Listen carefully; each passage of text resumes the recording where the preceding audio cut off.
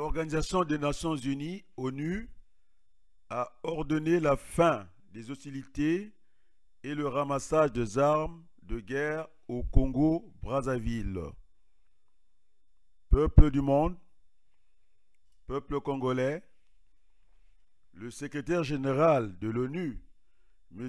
Antonio Guterres, a envoyé à Brazzaville son représentant spécial, M. François Luceni Fall, pour dire de vive voix à Denis Sassou Nguesso que la guerre est terminée dans tous les territoires du Congo. C'est lui qui va prendre l'initiative de reprendre les hostilités au Congo-Brazzaville, croisera la rigueur de la gestion des Nations Unies. Le message est propre.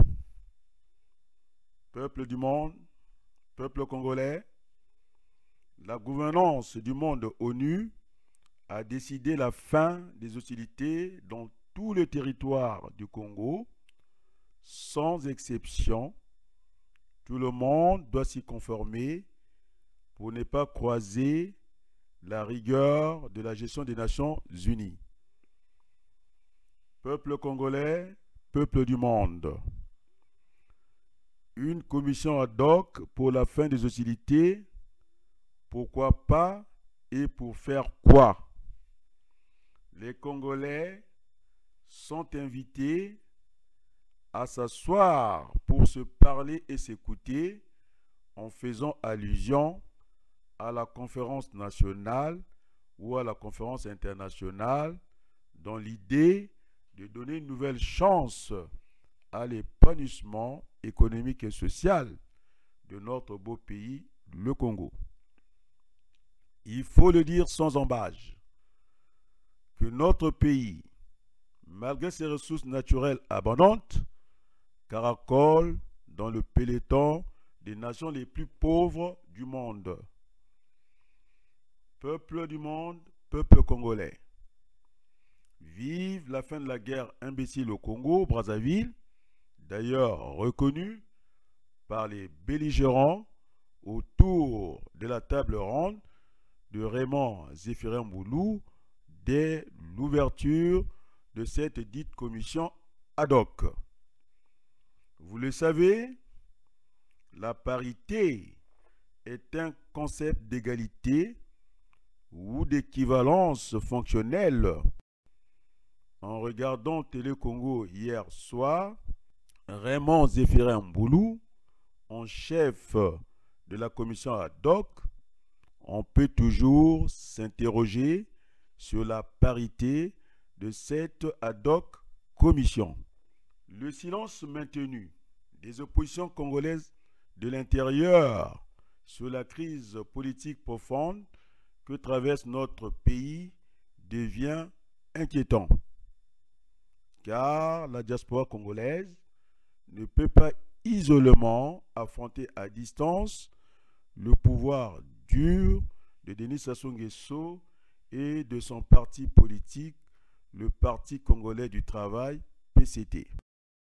Peuple du monde, peuple congolais, il nous faut tracer le chemin de la conférence nationale ou de la conférence internationale pour le bien de notre peuple qui gît au sol de la misère intégrale du fait de la mauvaise gestion à propos de la chose publique. On n'arrive pas comme ça à une conférence attendue par tout un peuple. Il nous faut franchir les étapes une à une ou une par une. Cela s'appelle la politique des petits pas, à contrario avec la politique des grands sauts dans le vide. Peuple du monde, peuple congolais, des 4 opérations, Dieu dit, celle que j'aime le mieux, c'est la multiplication. L'addition, c'est très bien, mais ça ne va pas assez vite pour moi. C'est pourquoi il nous faut donner un éclat démocratique à cette rencontre politique dont Modeste Boukadia a pris l'initiative. Autrement dit, personne n'y passera en faisant allusion à la politique de la terre brûlée.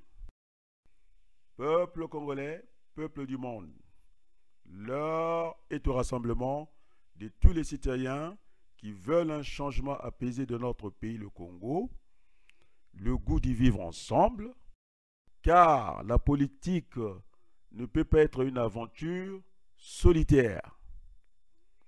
La CDI applaudit de deux mains la résolution des Nations Unies pour la paix au Congo.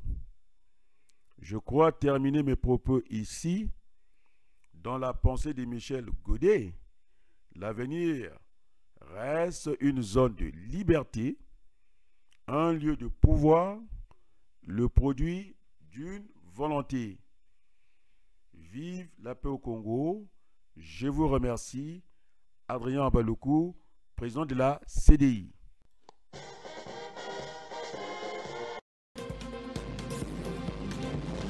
Bonsoir et bienvenue au sommaire de ce mercredi 17 janvier. Ouverture des travaux de la commission ad hoc sur l'accord de paix passé avec le pasteur Ntoumi.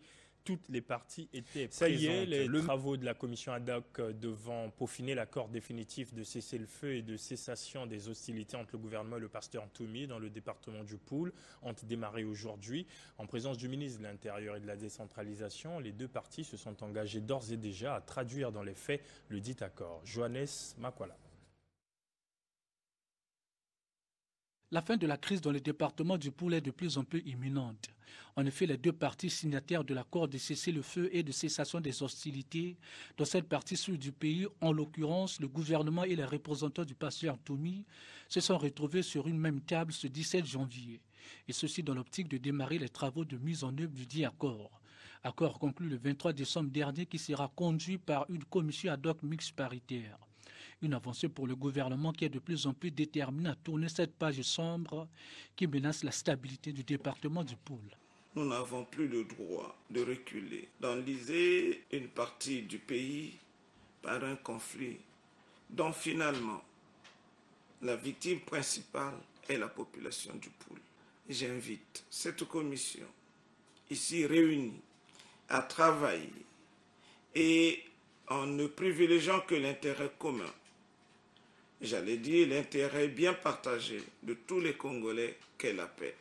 Il s'agit de reconnaître que la crise dans le Poul a occasionné des pertes en vies humaines et matérielles et considérablement ralenti les activités dans ce département grigniable de l'économie congolaise, avec pour conséquence l'arrêt du trafic sur le chemin de fer Congo-Océan. Mais l'aboutissement de cet accord est vivement attendu par les Congolais.